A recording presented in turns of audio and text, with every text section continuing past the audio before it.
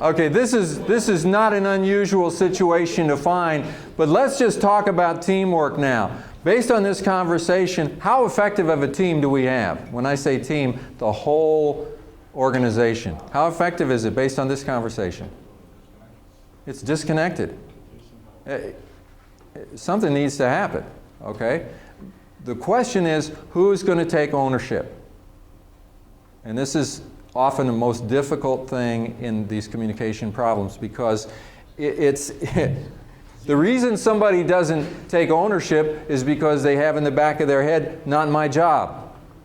The problem's not mine, the problem is IT's problem, and until they straighten it out, nothing can happen.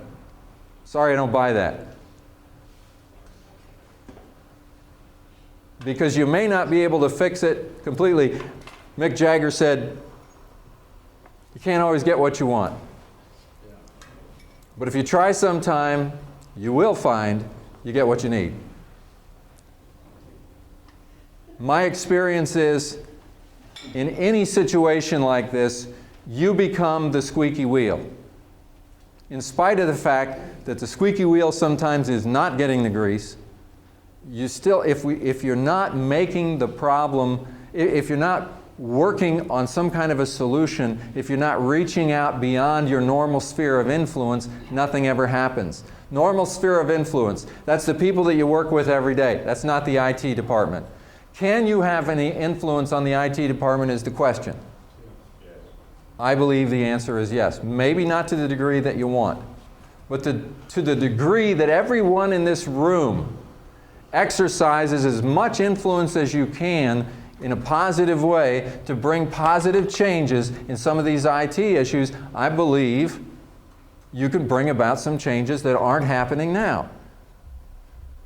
And it gets down to taking some ownership of the problem.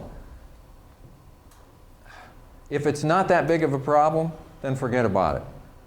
If it is, do something about it. One of the biggest problems we have is complaining. What is complaining?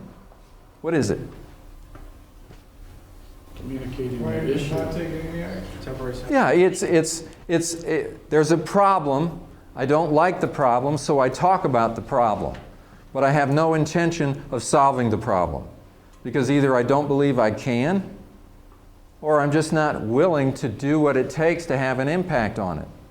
But I'll talk about it in a negative way and stir things up. Yes? Isn't it just expressing your frustration? Pardon me? Isn't it just expressing your frustration? Expressing your frustration. That's what complaining is. Absolutely. That's all it is. The person doing it doesn't need to, advance or solve the problem. It's just a matter of releasing their frustration. Right. And getting it out of their system. Yeah. They're sharing the good news with others around them. Mental stress in the outside world. Yeah. So when you have frustration inside and you let it out, then you feel better, right? Yeah. How about the people around you? How do they feel? Doesn't matter. Well, if they're just as frustrated, it's group therapy, right? Yeah. Okay, complaining. Complainers. Yeah, complaining breeds powerlessness and victimhood. I mean, that's what it does. Complaining, that's what it does. Powerlessness and victimhood. Complaining basically says, I'm not the problem, and there's nothing I can do about it. These people are the perpetrators, I'm the victim, we are the victims, and we want to talk about our victimhood and our powerlessness and our inability to do anything about it, because these people are the enemy and we're good. Now that can feel good to do that, to make somebody worse than you, and to take the attitude that, hey, we're the victims of it, but it creates a feeling of powerlessness. My sister-in-law died in April. She died of cancer. She was probably the biggest complainer I've ever known in my life. Every time I talk, even before she got the cancer, whenever I would call her on the phone, talk to her, meet with her, or whatever, she would complain about everything. She would complain about family members. She would complain about the apartment that she lived in and the people that managed the apartment. She would complain about the government. And it didn't matter whether Democrats or Republicans were in office. Didn't matter. She'd complain about whoever was in office. She would complain about the policies of the government and all kinds of stuff. Stuff that she had no power to do anything about. Now, I got to say, she was so negative that I didn't even want to talk to her. Now, maybe for her, she's getting it all off her chest. But I mean, I could only take small doses of her negativity at a time. And I had to think about, what is it got to be like to live inside that body? You know, to be a person who has complaining in your head all the time. And that's the environment that you live in. Powerlessness, victimhood, complaining, because she never did anything about any of this stuff. She wasn't lobbying in Congress, yet she was complaining about everything that was going on, morning to night. When she found out she had cancer, now she had something new to complain about, and she fought the cancer for 5 years. She had multiple rounds of chemo, radiation, surgery, and during all of that time, she wrote a book. And I still haven't seen the book yet, but she wrote it in longhand, and one of her daughters is transcribing it. The title of the book is How I Wasted My Life.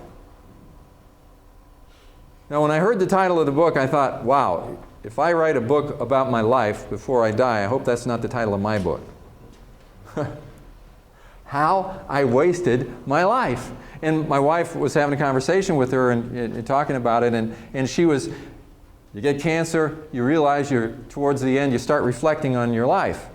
And she was really reflecting about a life of complaining, an unhappy life, a powerless life, and all the things that she would do different if she had it to do over. You know what? It's too late to do it over again. All we can ever do is look at where we are right now and figure out what we can do now. But see, I visualize sort of a line that represents a continuum. You could have it right on the floor here. And on one end is victimhood, and on the other end is ownership. And all through your life, you meet situations that you don't like, difficult situations. And you have the opportunity, as you grapple with these difficult situations, to either complain about them or do something about them. You also have the choice as to what you fill your head with. For the victims, they're continually complaining about stuff that they can do nothing about. It makes them feel powerless. It makes them feel victimized. It makes them feel negative. And they drive themselves to a place where when they finally write the book about their life, they entitle the book, How I Wasted My Life. What a waste complaining is. I can understand how it can make you feel better sometimes. But the question is it solving your problems? Is it helping? And see, I teach people through coaching how to increase their personal power, how to increase their careers, how to get better, how to get stronger, how to become more successful. And the one thing that I see that's often common is a tendency to complain. And not so much the tendency to jump in and say, I own the problem, what am I going to do about it? And to look for a solution. And I suspect that there are a lot of things that we could come up with that are barriers to communication that when we discuss them, we see this is a complicated problem. It's not easily fixed. It's not something that's easily fixed from the top down. Maybe somebody should go to the head of IT and fire him and hire somebody else, or, send him to me to coach him or something like that. I don't know. Hire him some help. Hire him some help. Okay, but as long as that's the only solution that you see and you can't do that, you're now powerless to do anything about that solution. I say that's in category 1. That's in the category that says there's nothing you can do about it. Let's look at something you can do about it. As a group, as individuals, is there something you can do? And if there's something you can do, you'd be better off doing that than dwelling too long on the things that you can't do anything about. That's called ownership. And as you take ownership of all the little things, obviously you take ownership of a problem. If you're in charge of a project and that project is going bad, and there's, systems that aren't working and stuff like that, you know you own that. The problem is when it's not really clear who owns the problem, or when in your mind, the IT department owns the problem. So can you own any part of it? Sure. Because if you can own some part of it, then maybe you can improve the situation. But if the complaining causes us to wash our hands of the whole thing like Pontius Pilate and say, I have nothing to do with this, it's all those, they are the culprits, they're the ones that need to be crucified, then we don't solve anything.